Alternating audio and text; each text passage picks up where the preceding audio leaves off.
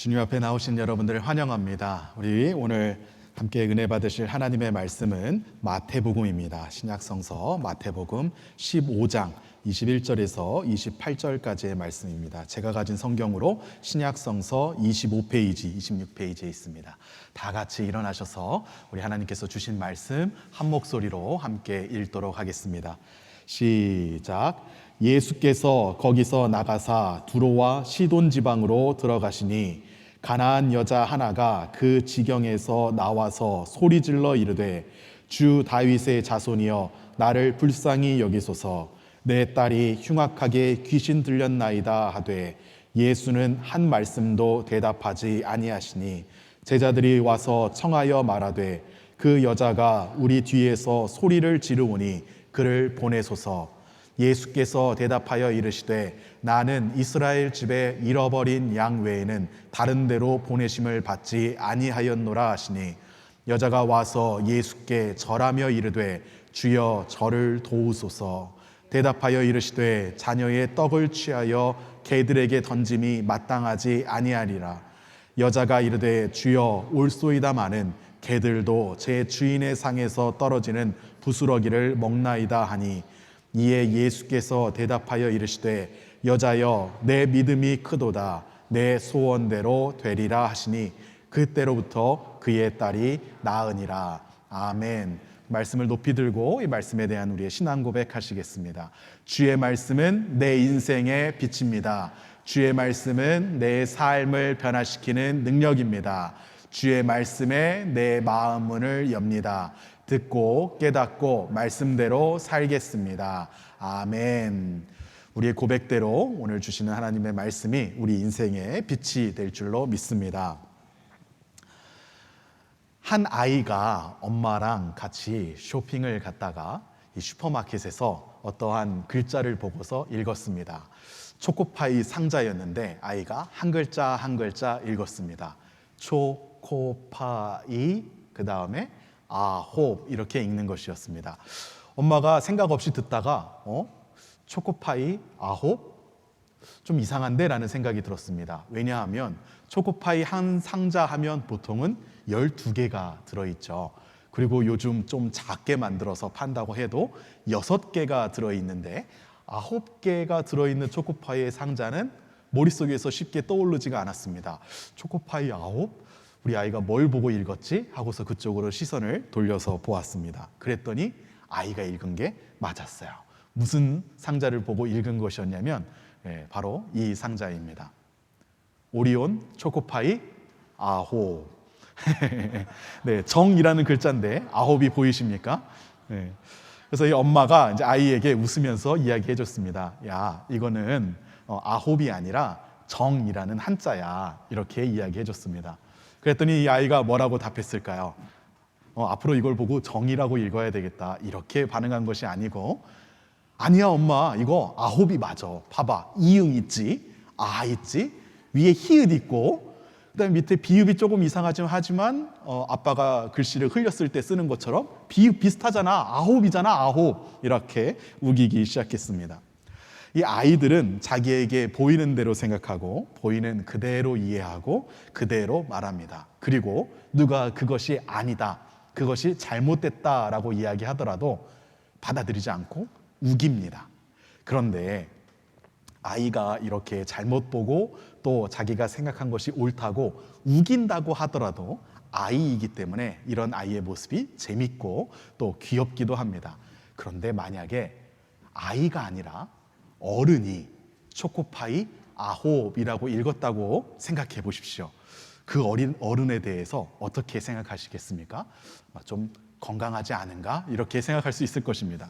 그래서 그것은 9이라는 한글이 아니고 정이라는 한자입니다, 이렇게 누가 알려주었는데 그 얘기도 듣지 않고 계속 아니에요, 이것은 9이 맞습니다, 나는 태어나서부터 지금까지 초코파이 9만 먹고 자랐어요 라고 이렇게 어른이 이야기한다면 아주 이상하겠죠. 아마도 이런 초코파이 9 이런 것을 가지고서 우기는 어른은 아마 없을 것입니다. 그런데 한 걸음 조금 물러서서 좀 멀리서 떨어져서 보면 사실 이 초코파이 아홉이라고 읽는 것과 별반 다르지 않은 문제를 가지고 계속해서 우기는 어른들을 종종 볼 수 있습니다. 여러분들도 그런 어른들을 종종 보시나요? 네, 끄덕끄덕 하시네요. 감사합니다. 저도 종종 봅니다. 저만 보는 게 아니라 아마 많은 사람들이 그렇게 봤던 것 같습니다. 그래서 이 사람들의 심리를 연구하는 어떤 심리학자들도 이것에 대해서 관심을 가지고 연구하기 시작했습니다. 아니, 애들도 아니고 다 알 거 다 하고 다 알고 배울 만큼 배운 어른들이 왜 이런 것을 가지고 우기나 라고 생각해서 여기에 대해서 관심을 가지고 연구를 해보았습니다. 그 연구 결과 심리학자들이 내린 결론은 이것 때문이었습니다. 인간에게는 누구에게나 어느 정도 확증 편향이라는 것이 있다. 이 확증 편향 때문에 그렇게 반응하게 된다라고 결론을 내리게 되었습니다. 확증 편향, 영어로는 confirmation bias라고 이렇게 이야기합니다. 이게 무슨 말이냐면 내가 원래 한 가지를 생각하고 가지고 있었던 생각이 있었다면 그 이후에 어떠한 일들을 겪던 그 이후에 어떠한 정보가 새로 들어오든지 간에 이 정보를 새로 받아들일 때는 이전에 가지고 있던 생각이 맞다, 확실하다, 분명하다, 내가 옳았네 라고 생각할 수 있는 정보만 받아들인다는 겁니다. 그래서 옆에서 누가 무슨 얘기를 하더라도 그것은 틀렸으니까 받아들이지 않고 내가 이전에 생각했던 것이 맞다라고 확증해 줄 수 있는 정보만 아주 가치 있는 정보, 아주 큰 정보로 받아들인다는 것이죠. 이렇게 하니까 초코파이를 계속해서 정이라고 읽지 않고 아홉이라고 읽게 되는 것입니다. 이 확증 편향의 가장 일반적인 예가 무엇이냐면 우리가 그런 말을 합니다. 마음에 안 드는 사람은 뭘 해도 마음에 안 듭니다. 마음에 안 드는 사람이 뭐 실수를 하건 무슨 짓을 하든 무슨 생각이 드냐면 나쁘게 생각이 드는 거야. 아주 가지가지한다. 골고루도 한다. 이런 생각만 들면서 계속해서 이 사람에 대해서 마음에 안 드는 생각들이 머릿속에서 점점 커져갑니다. 또 반대로 우리가 좋아하는 사람, 마음에 드는 사람이 있다면 이 사람은 무슨 짓을 하든지 그게 다 예뻐 보이고 그게 다 좋아 보입니다. 여러분들 다 그런 경험 있으시죠? 네, 저는 저희 아내를 만나서 연애할 때 우리 아내가 무슨 짓을 하든지 좋아 보였습니다. 네, 이게 다 확증 편향 때문입니다. 우리가 깨버려야 될 것입니다. 오늘 성경 본문에서는 자신에게 있었던 이러한 확증 편향을 아주 과감하게 깨부신 한 여인이 등장합니다. 이 여인은 자신에게 있었던 이 확증 편향을 과감하게 깨부셨기 때문에 하나님으로부터 귀한 은혜를 받았던 사람이었습니다. 이 여인이 예수님에게 나와서 우리 딸이 귀신 들렸는데 도와주십시오라고 이렇게 도움을 간청하지만 이때는 예수님께서 이방인들을 위해서 사역하시는 때가 아니었습니다. 이 여인은 이방인이었고 이방인들을 위해서 사역하시는 때가 아니었으니까 아직 이 여인은 하나님의 은혜를 받을 수 있는 자격이 없는 때였습니다. 자격이 없는 사람이었습니다. 그런데 이 여인이 하나님 앞에 와서 간구할 때 이 여인에게 예수님께서 이 여인의 소원을 그대로 들어주는 일을 보게 됩니다. 이 여인이 자신의 때가 아니었음에도 자격이 없었음에도 하나님으로부터 은혜를 받을 수 있었던 이유는 자신에게 있었던 이 확증 편향을 과감하게 깨부술 수 있었기 때문입니다. 오늘 본문을 살펴보면서 이 여인의 어떠한 태도가 자신의 확증 편향을 깨고 하나님 앞에서 주님의 은혜를 구할 때 자격이 없음에도 불구하고 그 은혜를 받을 수 있게 했는지 함께 살펴보며 은혜를 나누려고 합니다.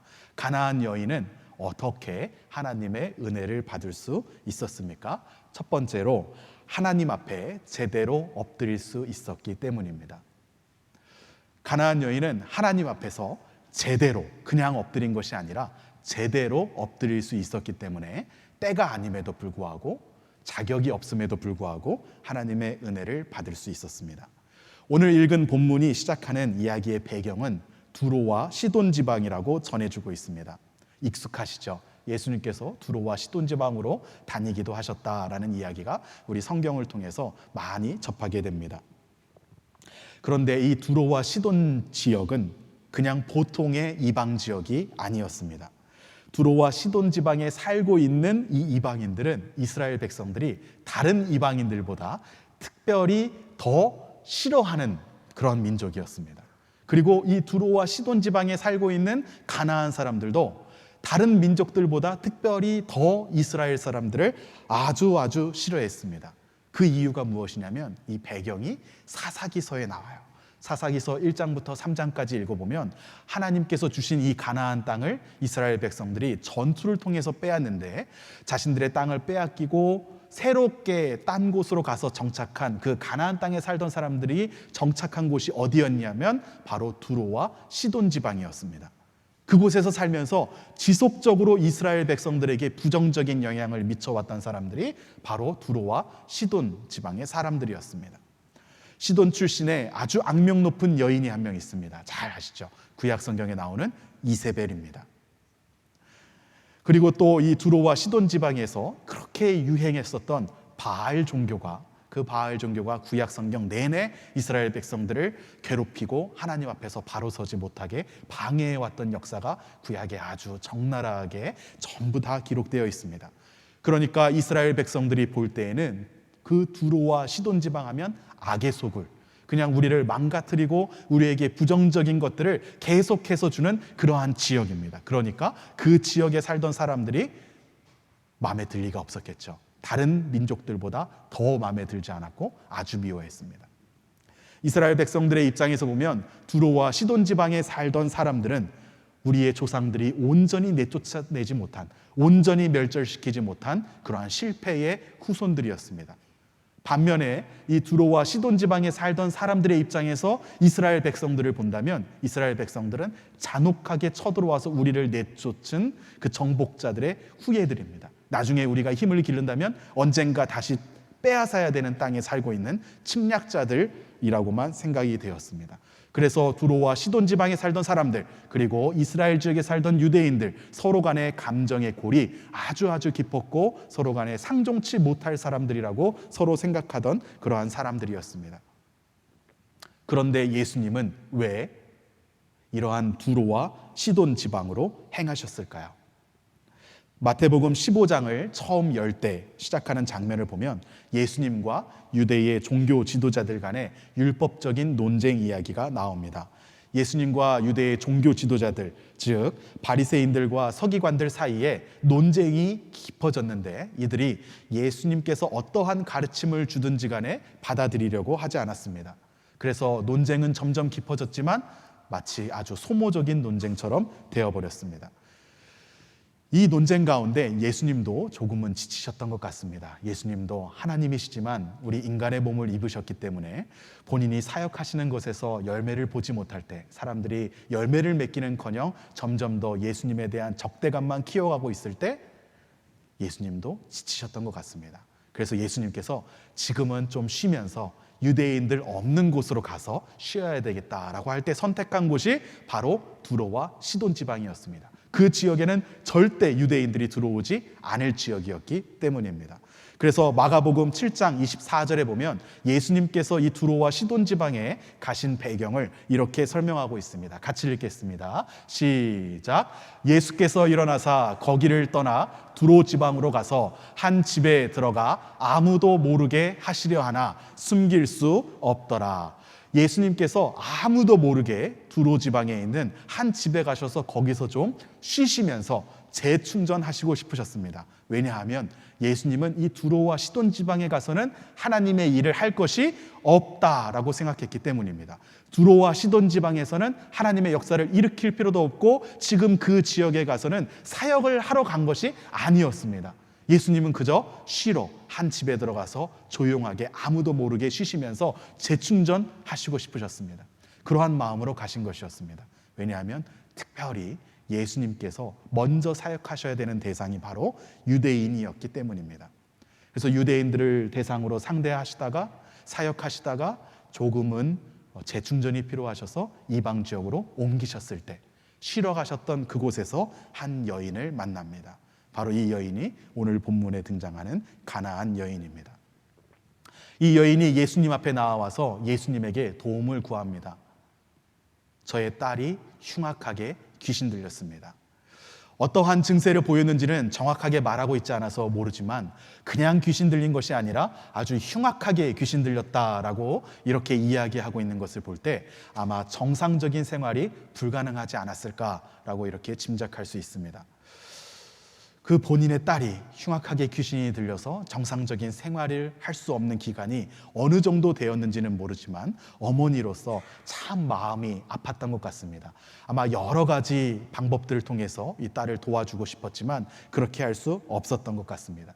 그래서 이 여인은 두로와 시돈 지방에서 살던 사람이지만 그래서 유대인들에 대해서 아주 나쁜 사람들이라고 생각하고 아주 부정적인 선입견을 갖고 있는 사람이었지만 예수님에 대한 소문을 듣고 이 예수님이라면 혹시 우리 딸을 고쳐줄 수 있지 않을까 하여서 아주 큰 마음을 먹고 예수님 앞에 나아옵니다.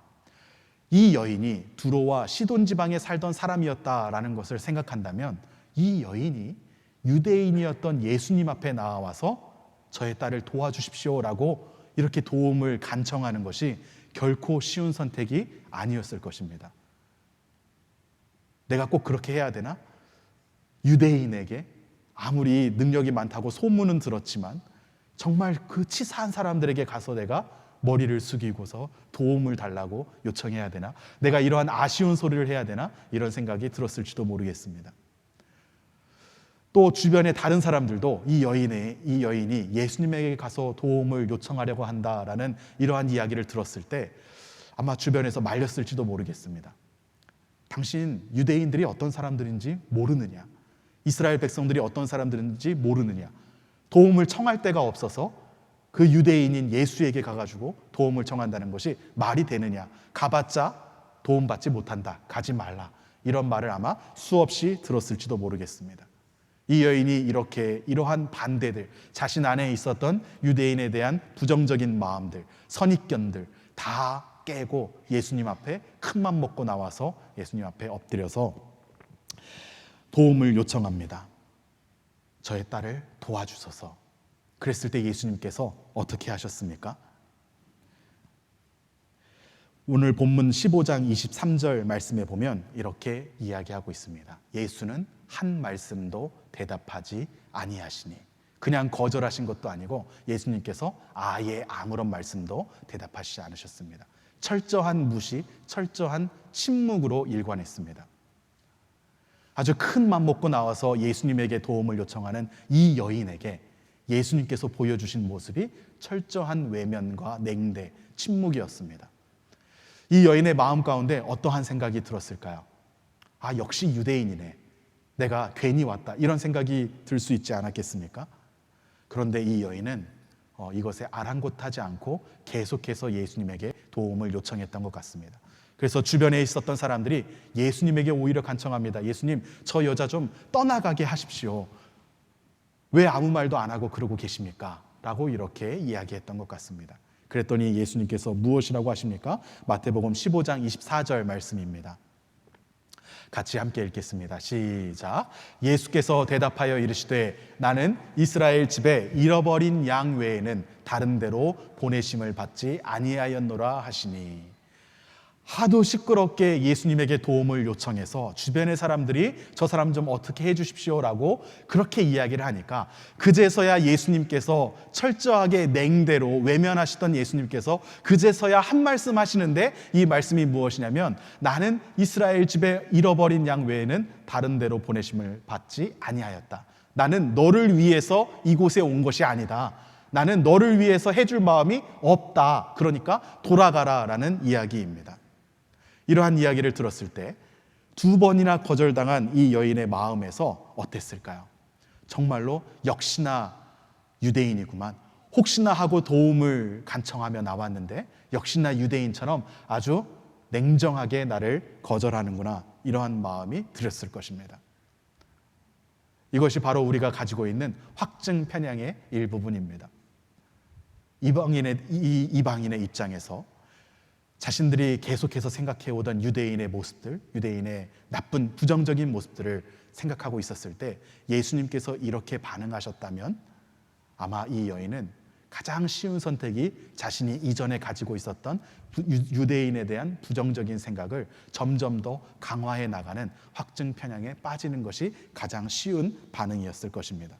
그런데 이 여인이 어떻게 반응합니까? 그 길을 택하지 않습니다. 마태복음 15장 25절에서 이렇게 이야기합니다. 여자가 와서 예수께 절하며 이르되 주여 저를 도우소서.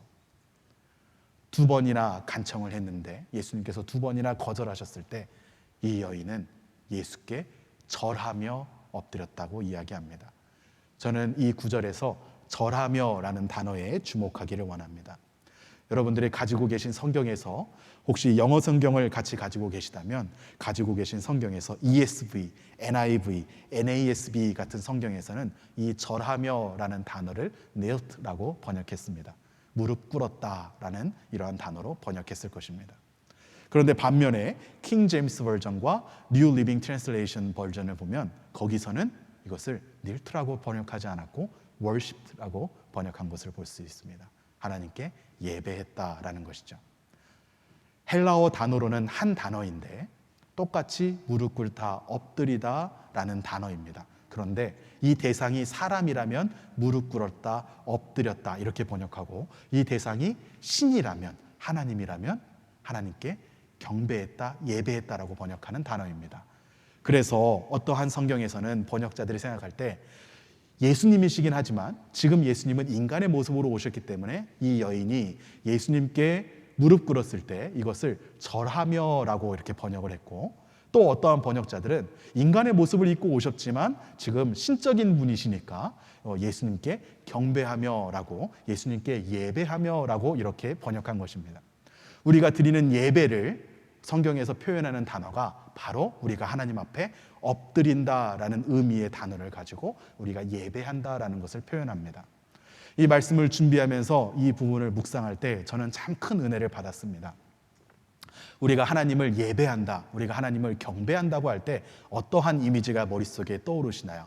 우리가 하나님의 이름을 높여드리고 하나님의 영광을 더 높여드리는 이런 것을 머릿속에 떠올리게 됩니다.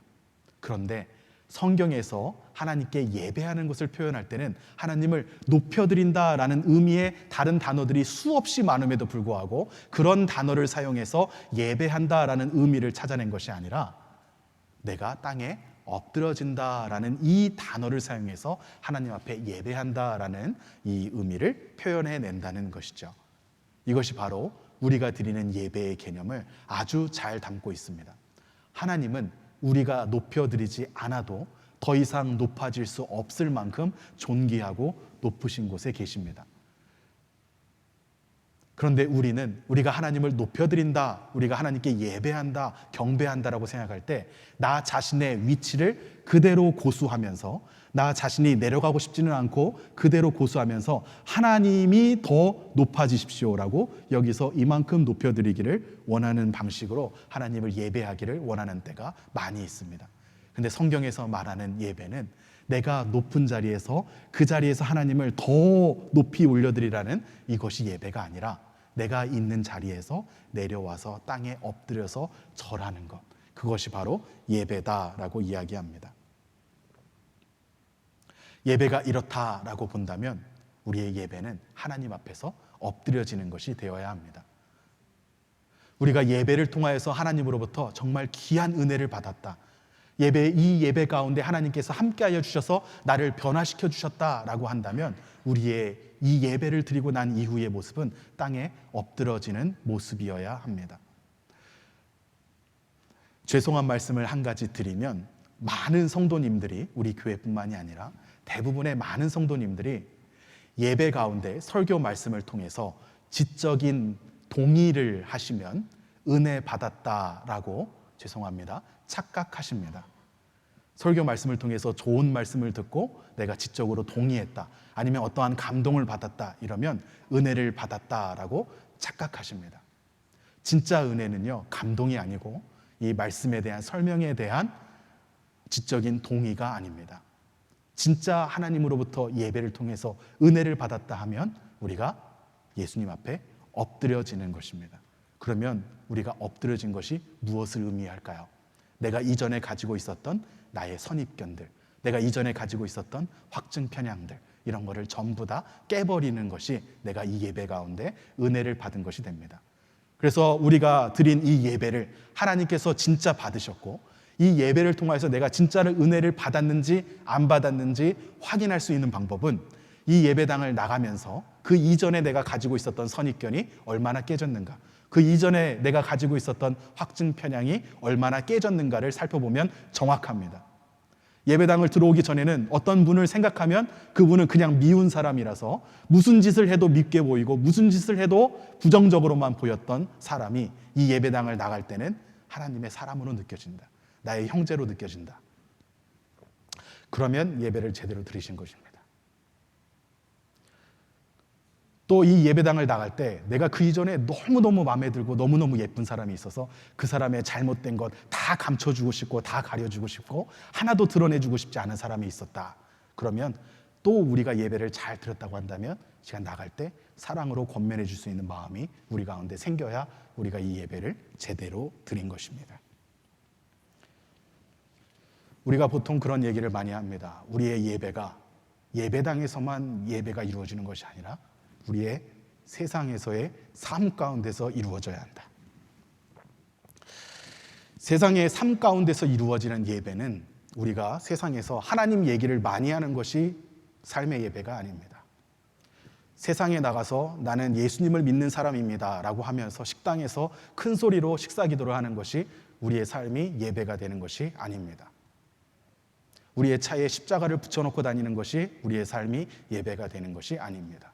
어떠한 사람을 만나든지 그 사람에 대한 이전에 대한 선입견 다 내려놓고 하나님 앞에 엎드려지는 것, 이것이 바로 우리의 삶이 예배가 되는 것입니다. 다 같이 우리의 삶 가운데 하나님을 섬기는 예배자로 살아가시기를 주님의 이름으로 축복합니다.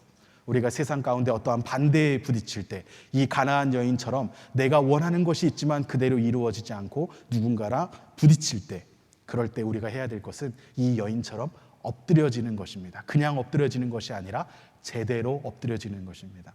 하나님 앞에 제대로 엎드려진다는 것은 우리의 이전에 가지고 있었던 확증들, 이 확증에 따라서만 정보를 받아들이려고 하는 이러한 미숙한 모습들을 하나님 앞에 다 내려놓는 것이 하나님의 은혜를 받는 비결인 줄로 믿습니다. 두 번째로 이 가나안 여인은 어떻게 하나님의 은혜를 받을 수 있었습니까? 부스러기로 볼 줄 아는 믿음이 있었기 때문에 이 여인은 하나님으로부터 은혜를 받을 수 있었습니다. 이 가나안 여인이 예수님 앞에 엎드려져서 할 수 있는 말은 주여 저를 도우소서라는 말밖에 없었습니다. 하나님 앞에 엎드려져서 가냘프게 주여 저를 도우소서라고 이야기하지만 이 가냘픈 말이 역사하는 이 힘이 큽니다. 이 가냘픈 외침에 대해서 예수님은 굉장히 냉정하게 대답하는 것 같습니다. 15장 26절 말씀입니다. 같이 읽겠습니다. 시작. 대답하여 이르시되 자녀의 떡을 취하여 개들에게 던짐이 마땅하지 아니하니라. 굉장히 냉정한 말씀 같지만 사실 이전에 예수님께서 전혀 응대하시지 않고 나는 너희들을 위해서 보냄을 받은 것이 아니다 라고 이야기하셨던 예수님의 태도를 생각해 본다면 이 말씀의 워딩은 냉정하게 느껴질지 몰라도 예수님께서 내가 왜 너희들에게 은혜를 베풀어 줄 수 없는지를 설명하는 내용입니다. 그런데 이 내용이 자녀의 떡을 취하여 개들에게 던짐이 마땅하지 않다입니다. 이 여인의 입장에서 본다면 자기 자신을 지금 개라고 칭하는 예수님의 말씀인 것이죠. 어지간한 사람이 이 부분을 넘어서기가 쉽지 않았을 것입니다. 이 정도의 모욕적인 말을 들었다고 한다면 그 어느 누구도 참기 쉽지 않았을 것입니다. 그런데 이 여인은 이 말이 오히려 옳다라고 예수님에게 대꾸합니다. 15장 27절 말씀입니다. 같이 읽겠습니다. 시작. 여자가 이르되 주여 올소이다마는 개들도 제 주인의 상에서 떨어지는 부스러기를 먹나이다. 개들도 제 주인의 상에서 떨어지는 부스러기를 먹나이다. 이렇게 대꾸한 여인의 대꾸를 들은 예수님은 이 여인의 믿음이 크다고 칭찬하십니다. 그리고서는 이 여인의 소원대로 그녀의 딸이 낫게 해주십니다. 이 부분을 읽으면 좀 이상한 생각이 들지 않으십니까? 도대체 무슨 모습을 보고 예수님께서 이 여인의 믿음을 칭찬한 것일까? 자기의 자존심을 다 내버리고 본인이 원하는 것을 얻기 위해서는 예수님 앞에 그저 비굴하게 고개를 숙이는 이러한 모습을 예수님께서 칭찬하신 것일까요? 이러한 모습을 칭찬하신 것 같지는 않습니다. 왜냐하면 이런 모습은 한 번 더 생각해 보면 무서운 모습입니다. 본인이 원하는 것을 얻기 위해서 자신의 속마음은 다 감추고 비굴하게 고개를 숙이면서 이를 갈고 있는 사람, 너무 무섭지 않습니까? 아마 그것을 두고서 예수님께서 칭찬하신 것은 아닐 것입니다. 그렇다면 어떠한 수치를 주든지 어떠한 모욕을 주든지 대수롭지 않게 여길 수 있는 그러한 넉넉한 성품을 두고 예수님께서 칭찬하신 것일까요? 그것도 아닌 것 같습니다. 예수님께서 이 여인의 믿음을 칭찬하신 것은 그녀가 부스러기로 볼 줄 아는 믿음이 있었기 때문입니다. 이 여인은 영적으로 눈이 열린 사람이었습니다. 그래서 흉악한 귀신이 들려서 고생하고 있는 자신의 딸을 예수님께서 고쳐주시는 것 정도는 예수님의 사역을 통해서 진정으로 주어지게 될 생명의 떡, 그것에 비하면 부스러기이다라고 고백할 수 있는 사람이었습니다. 그래서 이 여인은 예수님에게 이렇게 이야기하는 것입니다. 아직은 우리의 때가 아니죠. 그렇지만 부스러기 정도는 우리에게 허락해 줄 수 있지 않습니까? 하면서 예수님에게 이 부스러기 은혜를 구합니다. 떡에 묻은 떡고물을 한번 떠올려 보시죠. 떡이 더 중요합니까? 떡고물이 더 중요합니까? 인절미떡을 떠올려 보면 인절미떡에 콩고물을 많이 묻혀서 먹으면 더 맛있죠. 그렇다고 해서 떡은 먹지 않고 콩고물만 먹으려고 하는 사람이 있을까요? 콩고물은 아무리 많이 먹어도 배가 부르지 않습니다. 이 콩고물이 떡을 대신할 수 없죠. 이 여인은 그러한 부스러기로 보는 눈이 있었기 때문에 예수님께서 자녀들의 떡을 취하여 개들에게 던지는 것이 옳지 않다라고 말했을 때 욱하고 돌이켜버리지 않고 예수님에게 이 정도는 부스러기 아닙니까? 제가 지금 떡을 구하는 것이 아닙니다. 주님, 부스러기 은혜를 허락하여 주시옵소서라고 이렇게 간구하고 있는 것입니다. 진짜 떡은 무엇입니까? 요한복음 6장 33절에 보면 진짜 떡에 대해서 이렇게 이야기하고 있습니다. 하나님의 떡은 하늘에서 내려 세상에 생명을 주는 것이니라. 영원한 생명, 하나님의 품에 안겨서 우리가 나중에 천국에 가서 영원히 평안을 누리게 되는 것이, 그것이 진짜 생명의 떡이라는 것이죠. 또 요한복음 6장 35절에서 예수님은 이렇게 말씀하십니다. 같이 읽겠습니다. 시작. 예수께서 이르시되 나는 생명의 떡이니 내게 오는 자는 결코 줄이지 아니할 터이요 나를 믿는 자는 영원히 목마르지 아니하리라. 예수님께서 생명의 떡이십니다. 우리가 누릴 진정한 생명의 떡은 우리가 나중에 천국에 가서 하나님의 품에서 영원히 거하는 것이 진정한 생명의 떡입니다. 그러면 하나님께서 우리에게 이 떡만 주시기를 원하시는 분일까요? 아니면 떡고물도 같이 주기를 원하시는 분일까요? 하나님은 우리에게 떡만이 아니라 떡에 붙은 부스러기들, 떡고물, 콩고물들을 아주 많이 붙여서 주시기를 원하시는 분입니다. 건강의 축복도 다 받으시기를 주님의 이름으로 축복합니다. 재정적인 축복도 다 받으시기를 주님의 이름으로 축복합니다.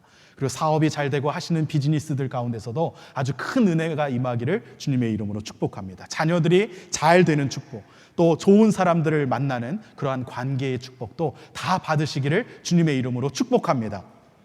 그렇지만 무엇보다도 이 세상에서 누리는 그러한 모든 복들이 다 하나님께서 주실 진짜 생명의 떡에 비하면 부스러기이다라고 고백할 수 있는 믿음의 축복도 받으시기를 주님의 이름으로 축복합니다. 저는 이 말씀을 묵상하면서 저 자신을 돌아보며 이런 생각을 해보았습니다. 우리가 하나님 앞에 어떠한 것을 간구할 때, 정말 어떠한 필요 때문에 하나님의 도우심이 필요해서 하나님 앞에 기도할 때, 때로는 나 자신의 모습을 돌아보면 부끄러울 때가 많습니다. 부끄러워서 어떠한 마음이 드냐면, 내가 이런 것을 하나님 앞에 구한다고 하더라도 하나님께서 내 기도를 들어주실까? 내가 하나님 앞에 구할 때는 좀 더 영적인 신령한 것을 구해야 되지 않을까? 내가 이렇게 세속적인 문제를 가지고서 구해야 될까? 이것을 하나님께서 기뻐하실까? 라는 이런 생각이 들 때도 있습니다. 그렇지만 이 여인도 자격이 없을 때, 아직 이방인의 때가 아니었을 때 하나님 앞에 엎드려서 절하면서 부스러기 은혜를 구했습니다. 그때 하나님께서 그 부스러기의 은혜를 허락해 주신 것을 볼 수 있었습니다. 오늘 이 자리에 계신 여러분들 중에서는 아마 그런 생각을 가지고 계신 분이 계실지도 모르겠습니다. 나는 어떤 사람에 비해서 신앙의 연수도 짧고 누구누구에 비해서 신앙생활을 하면서 믿음이 깊은 것 같지도 않고 또 어떠한 사람들에 비해서 나는 봉사를 많이 한 것 같지도 않고, 어떠한 사람들에 비해서 나는 하나님을 잘 섬긴 것 같지도 않은데 하나님께서 과연 내 기도를 들어주실까? 이런 마음이 들 때가 있지 않습니까? 그럴 때 이 본문을 떠올리면서, 이 여인을 떠올리면서, 하나님, 제가 하나님 앞에 엎드려져서 주님 부스러기 은혜를 구합니다 라는 마음으로 하나님 앞에 마음껏 간구하시기를 주님의 이름으로 축복합니다. 그래서 이것 하나를 꼭 기억하셨으면 좋겠다, 이런 마음으로 오늘 말씀의 제목을 부스러기 은혜라고 지어보았습니다. 내가 하나님 앞에 간구하기 부족한 모습들, 부끄러운 모습들 있다고 할지라도 이것은 부스러기에 불과합니다.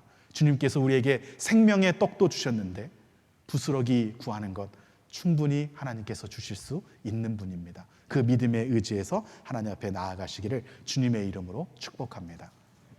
사랑하는 성도 여러분, 오늘 본문에 나타난 이 가나안 여인은 자신의 때가 아니었음에도 불구하고, 또 하나님으로부터 은혜를 받을 자격이 없는 사람이었음에도 불구하고 하나님 앞에 간절하게 엎드려서 부스러기 은혜를 구함으로 하나님께서 주시는 은혜를 받을 수 있었습니다. 오늘 우리도 이 여인처럼 하나님 앞에 제대로 엎드려서 내가 이전에 가지고 있었던 선입견, 확증, 편향들 다 깨버릴 수 있는 믿음의 사람 되시기를 주님의 이름으로 축복합니다. 그리고 또 이 땅 가운데서 누리는 모든 은혜들, 이 땅 가운데서 누리는 건강, 자녀, 재산, 모든 관계들 하나님께서 주시는 부스러기 은혜에 불과하다라는 것을 볼 수 있는 영적인 눈으로 하나님 앞에 구하시면서 진정한 생명의 떡을 향해서 나아가실 때 하나님께서 부스러기를 또 충만하게 주시는 은혜를 받으시기를 주님의 이름으로 축복합니다. 우리 같이 찬양을 준비해 주시는 동안에 우리의 마음을 정돈하면서 하나님 앞에 이 찬양을 함께 올려드렸으면 좋겠습니다. 주 나의 모습 보내, 주님께서 나의 상한 마음을 내려다보시고 주님께서 나의 눈물을 아시고 내가 홀로 울던 나의 모든 마음들 주님께서 다 아시지만 주님의 사랑은 끝이 없어서 내 생명 가지고서 살아가는 모든 순간이 주님의 은혜임을 믿습니다.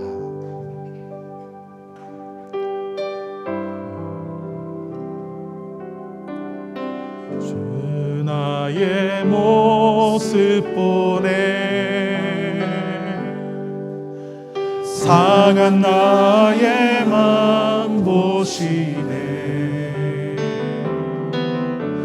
주 나의 눈물 안에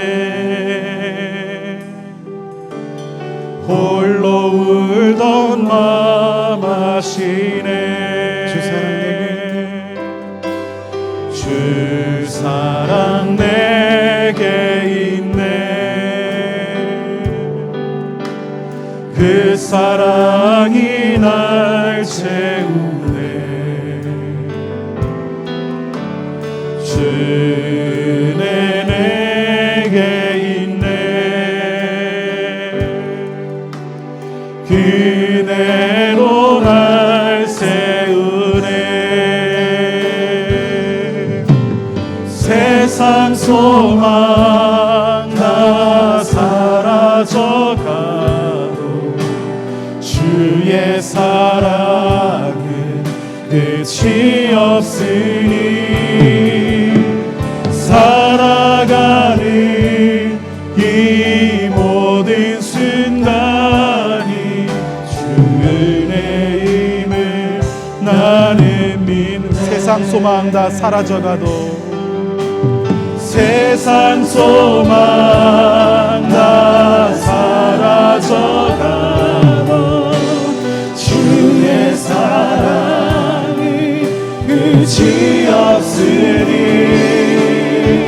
살아가는 이 모든 순간이 주의 힘을 우리 다시 한번 믿음으로 고백하시겠습니다. 세상의 소망이 다 사라져가도 세상 소망 다 사라져가도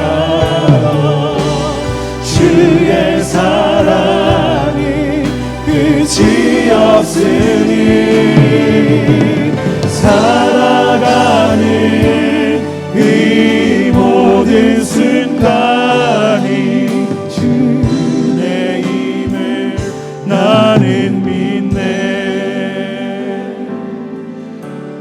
시간 하나님 앞에 함께 기도할 때에 이런 마음을 가지고 하나님 앞에 올려드렸으면 좋겠습니다. 하나님, 저희는 참 부족하지만 참 부족함에도 불구하고 우리의 마음속의 지혜와 우리의 생각으로 참 확증된 편향을 가지고 선입견을 강화할 때가 많았음을 하나님 회개합니다. 이러한 마음들 이 예배 가운데 주어주시는, 이 예배 가운데 부어주시는 은혜로 다 내려놓기를 원합니다. 하나님, 이 시간 축복하여 주옵소서. 그리고 또한 아버지 하나님, 이 세상 가운데 하나님께서 내려와 주시는 부스러기 은혜들을 구하며 부스러기 은혜들을 많이 누릴 수 있는 삶을 축복하여 주시옵소서. 무엇보다도 부스러기를 부스러기로 여기며 하나님 앞에 진정한 생명의 떡을 찾는 주의 백성들 될 수 있도록 주님 축복하여 주시옵소서. 같이 함께 기도하겠습니다. 살아계신 아버지 하나님, 감사합니다. 아버지 하나님, 우리의 부족한 여러 모습에도 불구하고 하나님께서 우리 가운데 은혜를 베풀어 주셔서 주님의 백성으로 불러주시고 이 땅 가운데 하나님의 도우심을 구하며 살아갈 수 있는 주님의 백성 될 수 있도록 주님 인도하여 주심을 감사합니다. 이 시간 아버지 하나님, 간구하는 것은 우리 마음 가운데 있는 선입견들, 우리 마음 가운데 있는 확증된 편향들 하나님 앞에 다 깨어버릴 수 있도록 주님 인도하여 주시옵소서. 하나님, 예배 가운데 귀한 은혜를 베풀어 주셔서 우리 마음속에 있는 모든 부정적인 것들 다 털어버릴 수 있도록 하여 주시옵시고 하나님 앞에 두렵고 떨리는 마음으로 서서 아버지 하나님 앞에서 살아갈 수 있도록 주님 저희들을 축복하여 주시옵소서. 아직 은혜 받을 수 없는, 은혜 받을 자격이 없는 것처럼 보일 때도 많이 있습니다. 아버지 하나님, 그렇지만 저희를 불쌍히 여겨서 주님 은혜를 베풀어 주시옵소서. 아버지 하나님 앞에 부스러기 은혜를 구하고자 하는 심정으로 하나님 앞에 구하는, 간구하는 많은 기도 제목들, 우리 마음 가운데 소원들 있습니다. 주님께서 그러한 소원들 다 귀하게 받아주셔서 부스러기 은혜들을 충만히 받을 수 있게 하여 주시옵시고 무엇보다도 하늘의 진정한 생명의 떡을 바라보고 나아가며 살아갈 수 있는 주의 백성들 될 수 있도록 하나님 축복하여 주시옵소서. 살아계신 아버지 하나님, 감사합니다. 저희들을 주님의 자녀로 불러주셔서 이 험난한 세상을 살아가는 중에 우리의 지혜와 우리의 힘과 우리의 능력으로만 살아가지 않게 하여 주시고 주님 앞에 엎드려 절하며 주님 앞에 우리의 필요를 구하며 살아갈 수 있도록 주님 저희를 인도하여 주심을 감사합니다. 하나님, 주님 앞에 온전히 엎드려지며 우리의 삶을 주님 앞에 예배로 올려드리기를 원합니다. 엎드려서 간구하는 기도를 주님 귀하게 받아주시고 우리의 마음을 굽어 살펴주시옵소서.